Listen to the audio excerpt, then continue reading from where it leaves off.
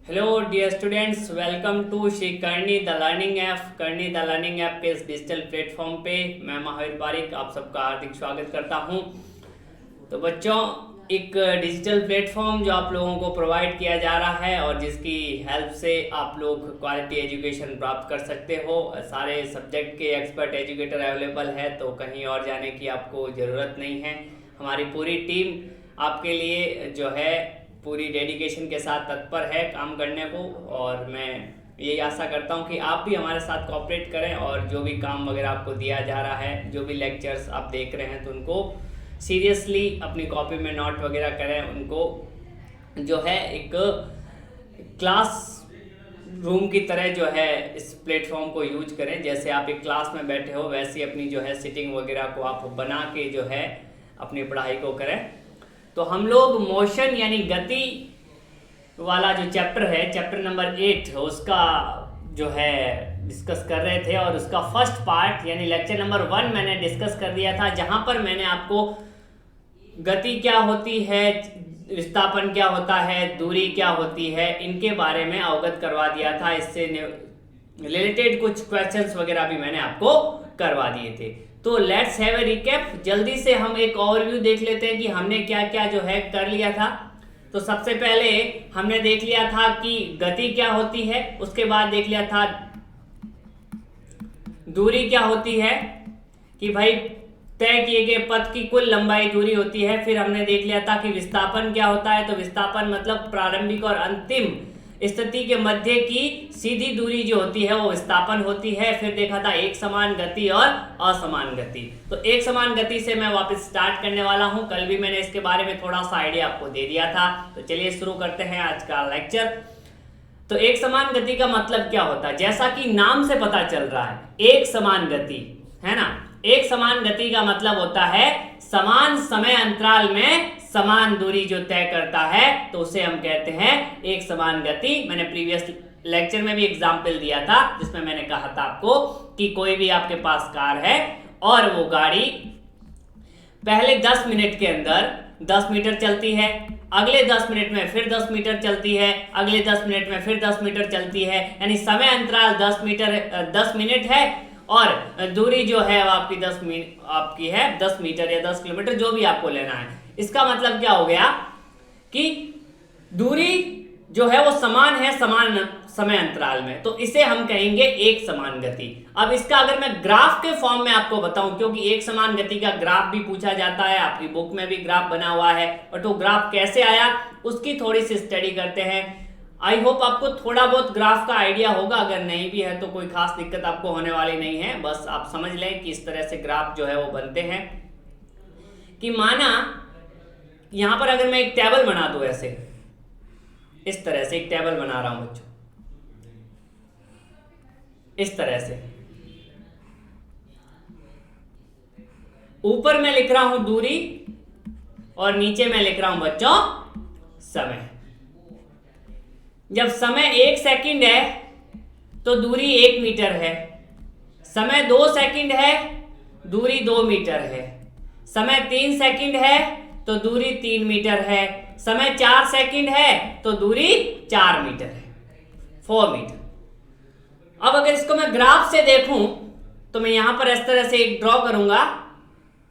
Graph के बारे में ध्यान दीजिए, ऐसे एक्सिस होते हैं, ये नॉर्मली एक्स एक्सिस होता है और ये वाई एक्सिस होता है, और यहां पर मैं ना इधर ले रहा हूं गति, मतलब दूरी, कहने का मतलब इस अक्ष पे ले रहा हूं दूरी और इस अक्ष पे ले रहा हूं समय इधर। तो ध्यान से देखिए, जब आपका यहां पे मैं लिख रहा हूं समय 1 सेकंड, 2 सेकंड, 3 सेकंड, 3 पॉइंट बहुत होते हैं किसी ग्राफ को ड्रॉ करने के लिए, दूरी 1 मीटर, 2 मीटर और 3 मीटर। जब समय 1 है, 1 सेकंड है, तो इसके क्रॉसपोंडिंग दूरी भी कितनी है आपके पास, समय 1 सेकंड है तो इसके क्रॉसपोंडिंग दूरी भी 1 है, यानी ये कहीं यहां पे है। देखो ऐसे ऐसे ग्राफ बनता है। जब समय 2 है तो दूरी भी 2 है, यानी यहां से 2 और यहां से 2, यानी ग्राफ ऐसे ये पॉइंट आएगा। समय 3 है तो दूरी भी 3 है, यानी ग्राफ ऐसे आएगा। तो जब इसको आप मिलाओगे तो एक समान गति में हमेशा, ये तो मैं इससे मिला रहा हूं, अगर आप स्केल से मिलाओगे इन पॉइंट्स को तो बिल्कुल ये सीधी लाइन बनेगी, ऐसे एकदम स्ट्रेट लाइन जो है, ऐसा ग्राफ आपको मिलने को, जो आप हैं अपनी कॉपी में जो देखोगे वो बिल्कुल स्ट्रेट लाइन ग्राफ देखोगे, ऐसे बिल्कुल ऐसे एकदम सीधा। तो दूरी और समय का जब ऐसे सीधी लाइन में ग्राफ बने तो उसे हम कहेंगे एक समान गति। क्या कहेंगे? एक समान गति, यानी समान समय अंतराल में तय की गई दूरी समान है। ओके, असमान गति। अब आएगा असमान गति। असमान गति मतलब समान समय अंतराल में, यहां पर समान नहीं है, समान है, समान समय अंतराल में असमान दूरी तय करती है, तो इस प्रकार की गति को हम असमान गति कहते हैं। जैसे आप मान लो कि मार्केट में हो, है ना, आपके पास कार है और आप मार्केट में खड़े हो और आपको पता है जैसे आप सिटी को पार करते हो और मान लो कि वहां पर इस सिटी के अंदर ट्रैफिक बहुत है, तो आपको हो सकता है कि सिटी के 2 किलोमीटर पार करने में आपको आधा घंटा लग गया, यानी 30 मिनट लग गए, है ना, बहुत ज्यादा भीड़ थी। और आगे फिर आप हाईवे पे आगे, वही आप जो है अगले 10 मिनट में आप 2 किलोमीटर चले गए, है ना। फिर आपने जो है गाड़ी की स्पीड थोड़ी कम कर दी और अगले आप 15 मिनट में मान लो कि 1.5 किलोमीटर चले। कहने का मतलब इस तरह से, यहां पे मैं कहता हूं अगले 60 मिनट कर दो इसको, फिर 90 मिनट कर दो,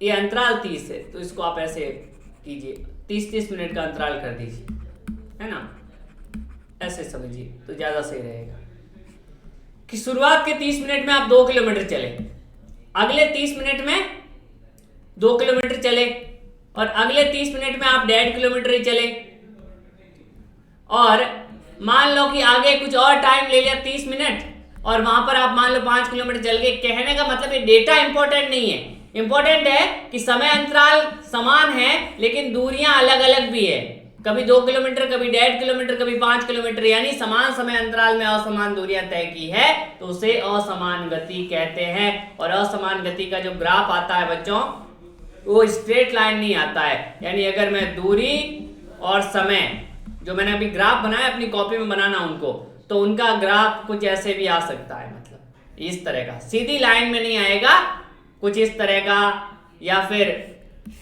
इस तरह का, कैसा भी आ सकता है मतलब, लेकिन वो एक समान नहीं आएगा, कहने का मतलब।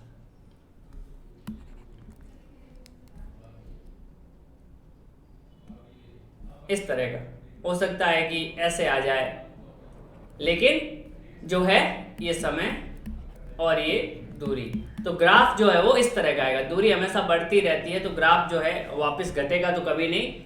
अगर ये विस्थापन होता तो ग्राफ जो है वो डाउनवर्ड भी हो जाता। वो आगे जब आप बड़ी क्लासों में जाओगे तो इनके बारे में ज्यादा समझोगे। अभी आप ये समझ लो कि दूरी और समय के बीच में अगर एक सीधी रेखा का ग्राफ आता है तो एक समान गति है, और अगर सीधी रेखा नहीं आती है तो असमान गति है। चलिए साहब, अब हम बात करते हैं चाल की।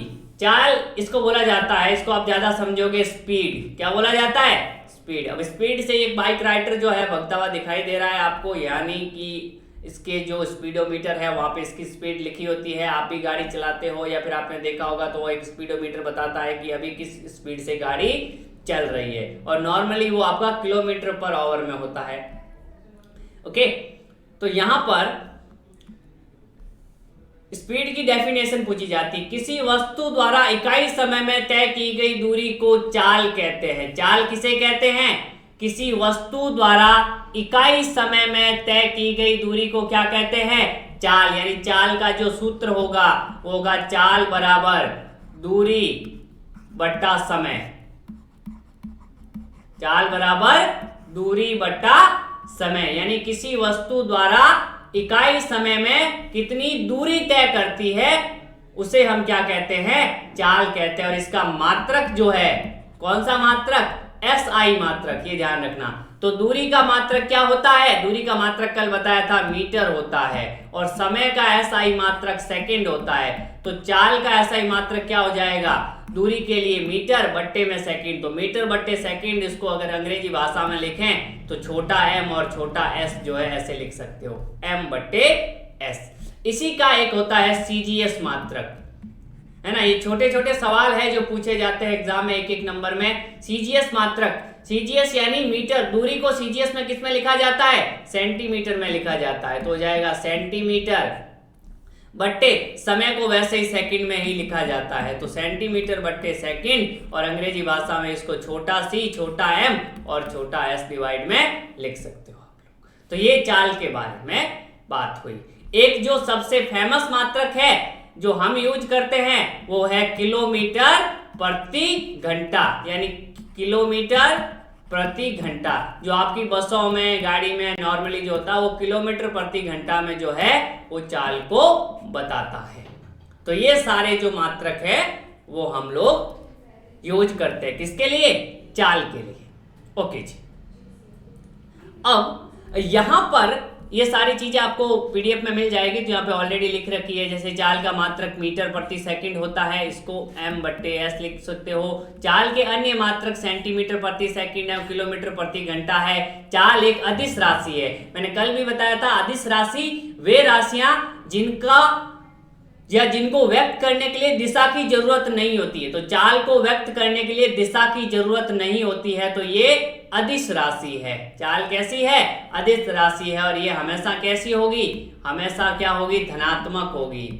जीरो चाल का तो कोई मतलब नहीं, यानी तो वो चला ही नहीं है, ये हमेशा धनात्मक होगी, कहने का मतलब। ओके, अब एक छोटा सा सवाल करते हैं और अपने कॉन्सेप्ट को थोड़ा और बिल्डअप कर देते हैं यहां पर, कि एक कार द्वारा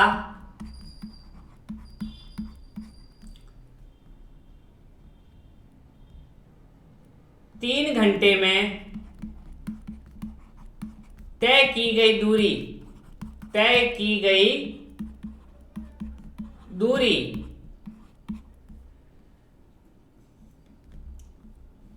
180 किलोमीटर है,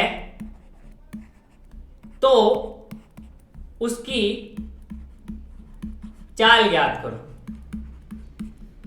अब किसमें? किलोमीटर प्रति घंटा में ज्ञात करनी है, और पहला और दूसरा मीटर प्रति सेकंड में भी उसकी चाल ज्ञात करनी है। ये दोनों इंपॉर्टेंट है, इसलिए ये क्वेश्चन इसलिए है कि इसमें दोनों आपके कॉन्सेप्ट क्लियर हो जाएंगे।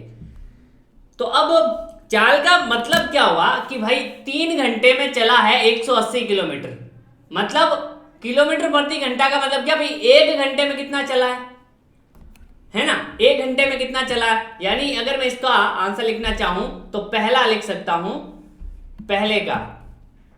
तो चाल जो होती है वो होती है दूरी बट्टे समय। दूरी तय की है 180 किलोमीटर, और समय कितना लिया है? 3 घंटे। तो चाल कितनी आ गई? 60 किलोमीटर प्रति घंटा। और वैसे पता चलेगा भाई 1 घंटे में 60 किलोमीटर, 2 घंटे में 120, 3 घंटे में 180 किलोमीटर, यानी बिल्कुल सही है। तो किलोमीटर घंटा में तो सर हमने निकाल ली। अब सर मीटर प्रति सेकंड में, तो जब भी किलोमीटर प्रति घंटा को मीटर प्रति सेकंड में बदलना हो तो उसको 5/18 से गुणा कर देते हैं। इस कॉन्सेप्ट को ध्यान रखना। किलोमीटर प्रति घंटा को जब भी मीटर प्रति सेकंड में बदलना है, इसको हैशटैग बना के कॉपी के हेडर या फुटर पे कहीं पे बॉक्स में बना देना कि किलोमीटर प्रति घंटा को जब भी मीटर प्रति सेकंड में बदलना है तो 5/18 से गुणा कर देते हैं। यानी मैं इसको 5/18 से गुणा कर दूंगा तो ये देखिए क्या जाएगा, 60 × 5/18। तो ये कितना हो जाएगा, 300/18 मीटर प्रति सेकंड। इसको आप और सॉल्व कर सकते हो कि ऊपर वाला 6 से कितनी बार जाएगा, 50 बार, और ये जाएगा 6 से 3 बार, तो 50/3 मीटर प्रति सेकंड भी आप लिख सकते हो। तो इस तरह से आप लोग जो है किलोमीटर प्रति घंटा और मीटर प्रति सेकंड में कन्वर्जन सीख सकते हो। आया कहां से? ऐसे देखिए कि 180 किलोमीटर प्रति घंटा था। अब किलोमीटर में मीटर कितने होते हैं? तो मीटर होते हैं 1000, तो यहां पर किलोमीटर की जगह मैं लिख देता हूं 1000 मीटर। नीचे 1 घंटे में सेकंड कितने होते हैं? 3600 सेकंड होते हैं। तो यहां से 2 जीरो से 2 जीरो गए, ये गए 5, ये 18, इसलिए 5/18 से हमने गुणा किया। तो आपको ज्यादा ब्रीफ में नहीं जाना है, आपको तो बस ये ध्यान रखना है कि जब भी आपको किलोमीटर प्रति घंटा में कुछ दे रखा हो और मीटर प्रति सेकंड में आंसर पूछे, तो जो भी चाल आए आपकी उसको 5/18 से गुणा कर दोगे तो मीटर प्रति सेकंड में कन्वर्ट हो जाएगी। तो चलिए, ये सवाल हमने किया। अब नेक्स्ट जो हम सवाल करने वाले हैं उससे पहले एक और कॉन्सेप्ट देखते हैं। अधिकतर अवस्थाओं में इन मैक्सिमम कंडीशन वस्तुएं असमान गति करती है, गाड़ियां जो होती है वो असमान गति करती है। ऐसा कभी नहीं होगा कि आप 60 किलोमीटर प्रति घंटा के हिसाब से रवाना हुए तो क्या हर टाइम पे क्या ब्रेकर आएगा, ट्रैफिक आएगा, कहीं टोल आएगा, कहीं पे रुकोगे। एक समान गति तो कभी होती नहीं है, आइडियल कंडीशन में ही है। ऐसा तो कभी पॉसिबल ही नहीं है कि जिस एकदम 60 किलोमीटर प्रति घंटा से रवाना हुए और हमेशा उसी स्पीड से चल रहे हो, कभी नहीं होता। हमेशा क्या होता है? हमेशा असमान गति होती है। तो हम जब असमान हो तो हम क्या कहते हैं भाई, ऑन एन एवरेज इतना, कि भाई मैं जोधपुर से कोटा गया, उतना टाइम लगा, अब मैं कहीं पे रुका ना रुका और मुझे पता है कि 500 किलोमीटर है और 10 घंटे लगे हैं, तो मैं ये कहता हूं कि भी ऑन एन एवरेज मैं 50 किलोमीटर पर घंटा चलाऊं। अब हो सकता है कभी मैं 60 भी चलाऊं, 70 भी चलाऊं, कभी मैं 1 घंटे खाना खाने के लिए रुक भी गया हूं, पर मैं ये कहूंगा भी ऑन एन एवरेज में इतना चलाऊं। तो नॉर्मली हम जो चाल यूज करते हैं वो कौन सी चाल यूज करते हैं? औसत चाल यूज करते हैं। कौन सी चाल? औसत चाल। तो ऐसी वस्तुओं की गति की दर ज्ञात करने के लिए औसत चाल ज्ञात करते हैं। औसत चाल कहता है तय की गई कुल दूरी और लिया गया कुल समय। यही बात आ गई कि कुल कितनी दूरी तय की है और कुल कितना समय लिया है, उसी को हम कहते हैं औसत चाल। और उसका फॉर्मूला होता है v बराबर v एवरेज, यहाँ पे लिख दो v एवरेज बराबर s बटे t, जहां पर s क्या है? जहां s है कुल तय दूरी है, कुल तय दूरी है, इसको कॉपी में लिख देना, और t है कुल लिया गया समय। ओके साहब, तो यहां से हम लोग जो है इसको समझते हैं। ओके, अब एक क्वेश्चन करते हैं और इस कॉन्सेप्ट को भी समझते हैं कि क्या कह रहा है ये, कि भाई माना एक वस्तु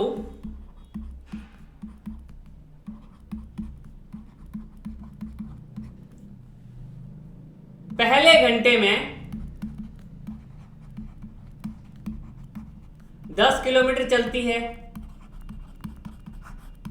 दूसरे घंटे में 20 किलोमीटर चलती है,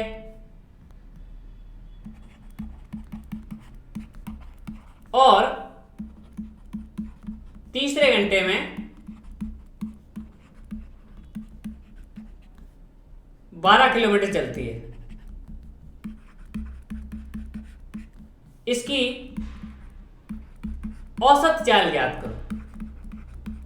औसत चाल ज्ञात करो। तो फॉर्मूला क्या होता है औसत चाल का? औसत चाल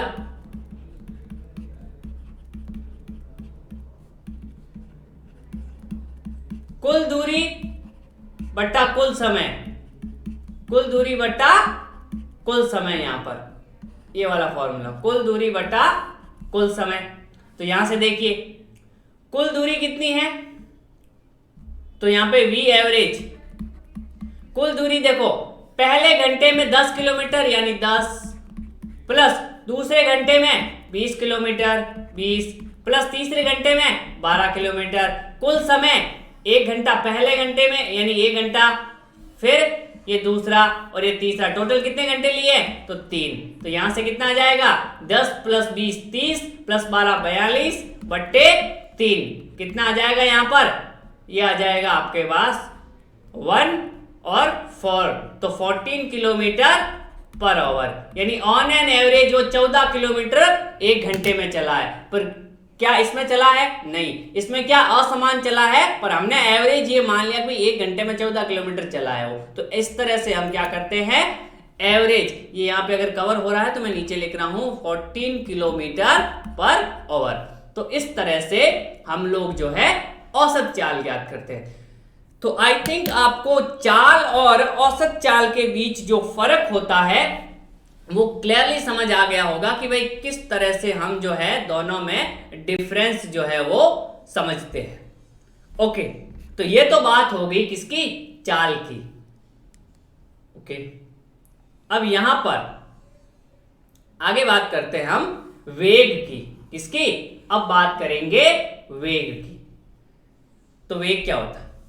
जब कोई वस्तु या जब कोई राशि किसी वस्तु की चाल में परिमाण के साथ साथ दिशा भी व्यक्त करे तो इस चाल को वेग कहते हैं। ध्यान दीजिए, चाल में दिशा नहीं होती, पर अगर मैं चाल को विद डायरेक्शन बता दूं तो वो किस में बन जाती है, वो वेग बन जाता है। यानी डेफिनेशन क्या होती है, किसी निश्चित दिशा में वस्तु की चाल को क्या कहते हैं, वेग कहते हैं। किसी निश्चित दिशा में वस्तु की चाल को वेग कहते हैं। इसकी और एक डेफिनेशन लिख दो, विस्थापन में परिवर्तन की दर। विस्थापन वो है दूरी में परिवर्तन की दर, वेग क्या होता है, विस्थापन में परिवर्तन की दर वेग कहलाती है। वेग कहलाती है, यानी वेग के लिए आप फॉर्मूला लिखोगे, वेग बराबर विस्थापन बट्टे समय। अब आपको पता है कि चाल और वेग में क्या फर्क हो जाएगा, वही फर्क हो जाएगा साहब जो विस्थापन और चाल उसमें दूरी में था। जो विस्थापन और दूरी में था वही वेग और चाल में फर्क हो जाएगा।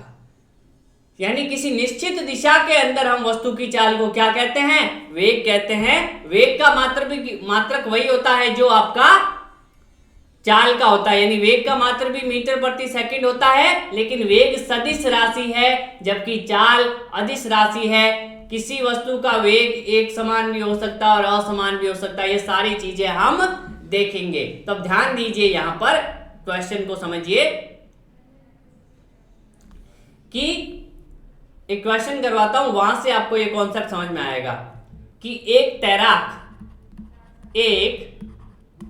तैराक तरणताल में, स्विमिंग पूल इसको है ना, आप ज्यादा अंग्रेजी में ज्यादा समझोगे, स्विमिंग पूल में जो कि 90 मीटर लंबा है,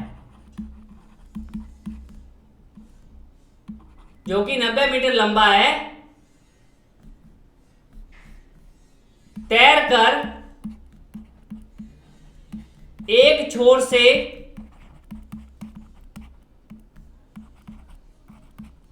वापस एक छोर से दूसरे छोर जाता है और वापस आता है। ध्यान दीजिए, एक तैराक तरणताल में जो कि 90 मीटर लंबा है, तैरकर एक छोर से दूसरे छोर जाता है और वापस आता है। इसमें वह 1 मिनट का समय लगाता है। 1 मिनट का, क्वेश्चन बहुत अच्छा बच्चों, समय लगाता है। तो उसकी चाल तथा वेग ज्ञात करो। अब ध्यान दीजिए, एक स्विमिंग पूल है, उसमें एक तैराक गया और जाके वापस वहीं आ गया, मतलब सीधा गया और सीधा याद। स्विमिंग पूल आपने देखे होंगे मूवीज वगैरह में, बिल्कुल स्ट्रेट होता है, ऐसे नहीं है, नदी की तरह नहीं होते। आपको उस जो आपका जो ट्रैक होता है उसी में आपको तैरना होता है और वापस आना वगैरह जो होता है। तो यहां पर देखिए इस तरह से, तो चाल क्या हो जाएगी, चाल जो होगी वो होती है कुल दूरी बट्टा कुल समय। तो चाल क्या आएगी? कुल दूरी 90 मीटर जाने में और 90 मीटर वापस आने में, यानी कुल दूरी कितनी तय की है? 90 प्लस 90। अब समय यहां पर देखो, अगर ये मीटर में दे रखा है तो मात्रक आएगा चाल का मीटर प्रति सेकंड, यानी ये मीटर में है तो समय आप सेकंड में लोगे, या मिनट में दे रखा है तो सेकंड में कैसे लिखोगे मिनट को? 1 मिनट में होते हैं 60 सेकंड, तो यहाँ पर समय जो है वो सेकंड में रखोगे, 60 सेकंड में डिवाइड करोगे, यानी 180/60 यानी 3 मीटर पर सेकंड, यानी 1 सेकंड में वो 3 मीटर गया है तो वो 60 सेकंड में 180 मीटर चला गया है, यानी जाके आ गया है। तो ये हो गई चाल। अब आप सोचो विस्थापन कितना हुआ इसका, यानी वेग क्या होगा? तो वेग होता है विस्थापन बट्टा समय। और कल मैंने बताया था जब प्रारंभिक स्थिति और अंतिम स्थिति एक ही हो जाए तो विस्थापन कितना हो जाता है? 0। तो इस स्थिति में विस्थापन 0 हो जाएगा। क्यों? क्योंकि जहां से रवाना हुआ था वहीं आ गया, तो प्रारंभिक और अंतिम स्थिति एक हो गई, तो 0 बट्टे में कुछ भी हो 0 सबको खा जाता है, तो वेग आ जाएगा 0। यानी यहां से आपको पता चल गया कि चाल का मान कुछ हो सकता है पर जरूरी नहीं कि वेग का कुछ मान हो, वेग 0 भी होता है। और यही अगर मैं कहता, इसी क्वेश्चन को मैं थोड़ा सा और जो है एक और लेवल पे लेके जाता हूं कि अगर मैं आपसे ये कहता कि वो सिर्फ 90 मीटर जाता है, यानी एक छोर से दूसरे छोर जाता है, एक छोर से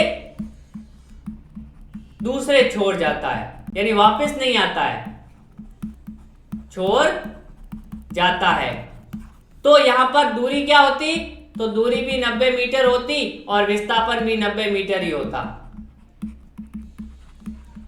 तो यहां पर जो चाल आती वो 90/60 या मतलब 30 सेकंड लेता है। इसमें ये कितने लेता है? 30 सेकंड मान लो, तो 90/30 यानी ये आती 3 मीटर पर सेकंड, और विस्थापन भी 90/30 मतलब ये आपका वेग, तो ये भी इतना ही आता 3 मीटर प्रति सेकंड। यानी अगर एक सीधी रेखा में गति करे, जब तक अपनी दिशा नहीं बदले, दिशा एक ही रखे, तब तक चाल और वेग समान होते हैं। जैसे ही आप दिशा बदलोगे उसके बाद चाल बदल जाएगी और वेग बदल जाएगा, क्योंकि वेग का मतलब ही यही है, किसी एक निश्चित दिशा में जो चाल होती है उसी को हम वेग कहते हैं। चलिए साहब, तो यहां तक हम लोगों ने जो है दूरी, विस्थापन, चाल और वेग के बारे में अध्ययन कर लिया है, देख लिया है। अब हम देखते हैं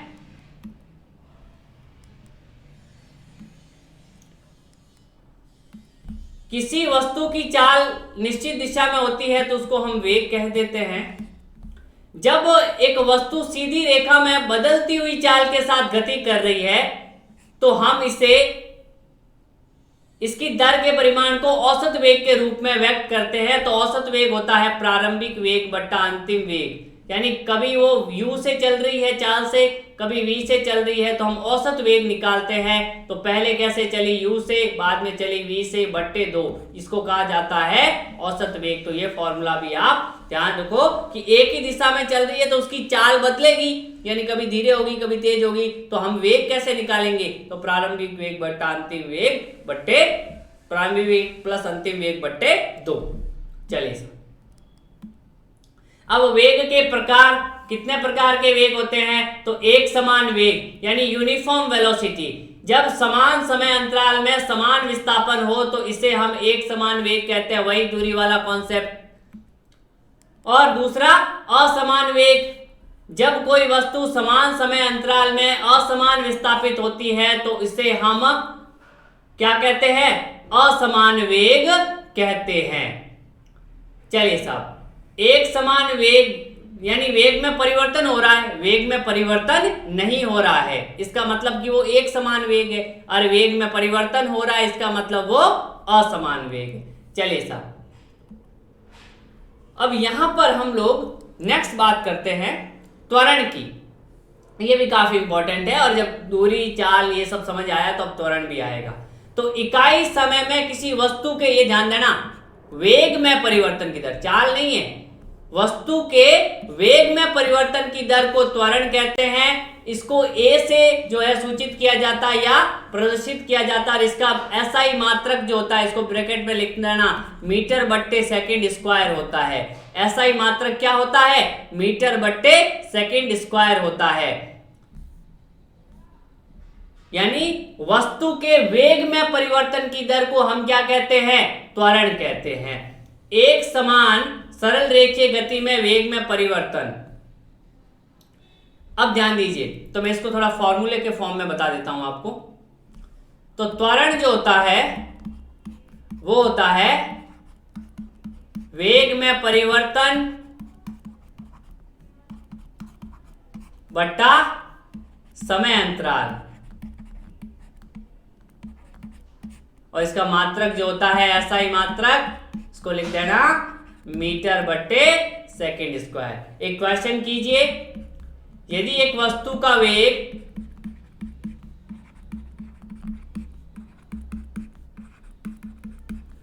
2 सेकंड में 20 मीटर प्रति सेकंड से 40 मीटर प्रति सेकंड हो जाता है, तो त्वरण ज्ञात करो। यदि एक वस्तु का वेग 2 सेकंड में 20 मीटर पर सेकंड से 40 मीटर पर सेकंड हो जाता है तो इसका त्वरण ज्ञात करो। तो हम त्वरण कैसे लिखेंगे यहां पर?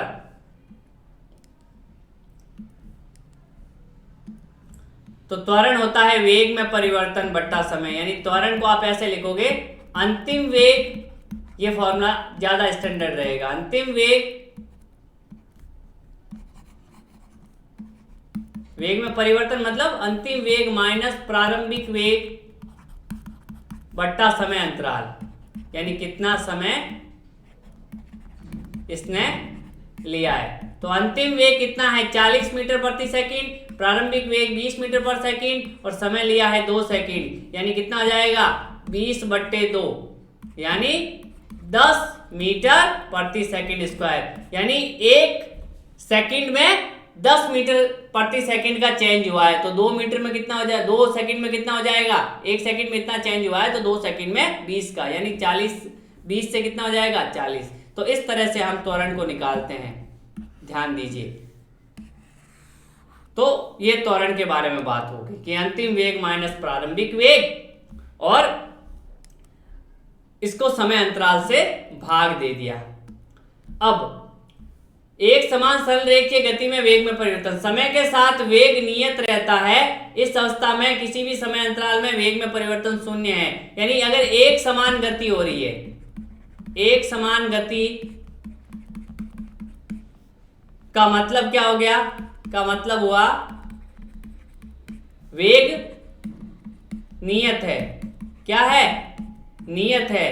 और इसका मतलब ये हो गया कि वेग में परिवर्तन नहीं हो रहा है, वेग में परिवर्तन शून्य है। यानी अगर वेग में परिवर्तन ही शून्य है तो त्वरण क्या आ जाएगा? तो यहां से हैशटैग बना के लिखोगे तो त्वरण क्या आ जाएगा?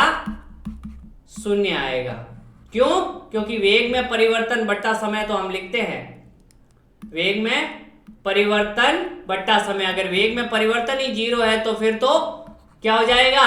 त्वरण 0 हो जाएगा। यानी अगर नियत वेग से कोई वस्तु चल रही है, यानी उसके वेग में परिवर्तन ही नहीं हो रहा है, तो त्वरण क्या हो जाएगा? शून्य हो जाएगा। तो एक समान गति में त्वरण क्या हो जाता है? शून्य हो जाता है।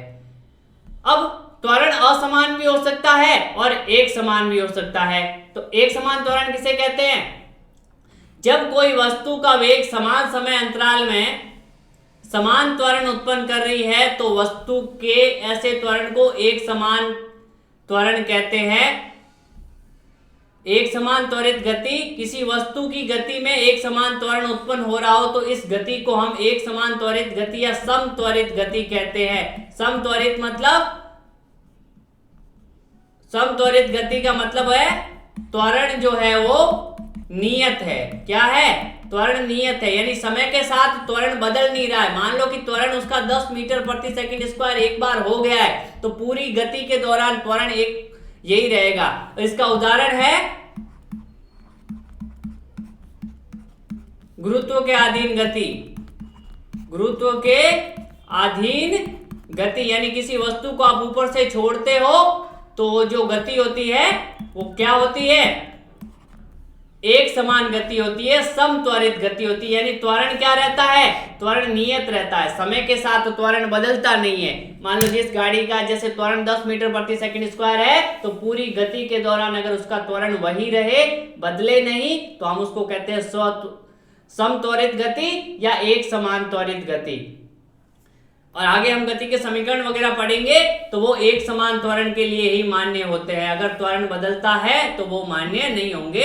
तो ध्यान रखना, एक समान त्वरण, आगे वापस आएगा ये कॉन्सेप्ट कि समय के साथ त्वरण बदलता नहीं है, त्वरण फिक्स हो जाता है। अपनी कॉपी में लिख देना, समय के साथ त्वरण बदलता नहीं है, त्वरण का मान फिक्स रहता है।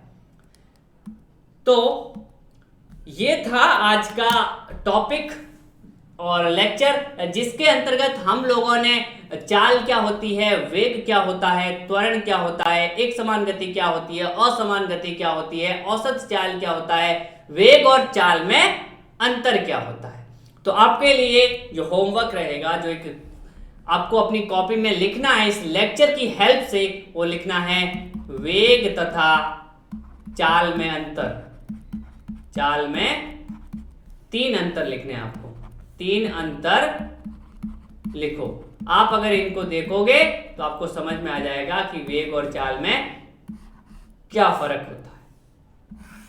कल मैं आपको बताऊंगा कि कभी वेग धनात्मक भी हो सकता है, ऋणात्मक भी हो सकता है, त्वरण ऋणात्मक का क्या मतलब है, त्वरण धनात्मक हो तो क्या मतलब है, ये सारी चीजें भी हम डिस्कस करेंगे। तो आई होप आपको क्लियरली जो है लेक्चर समझ में आया होगा। अगर आपको समझ में आया है तो प्लीज़ फीडबैक जो है वो जरूर दें और अपने नियर डियर जो भी है उनको भी इस प्लेटफॉर्म के बारे में बताएं, ताकि वो लोग भी जो है एक क्वालिटी एजुकेशन का फ़ायदा उठा सके। Thank you very much. Next class में मुलाकात होगी आपसे।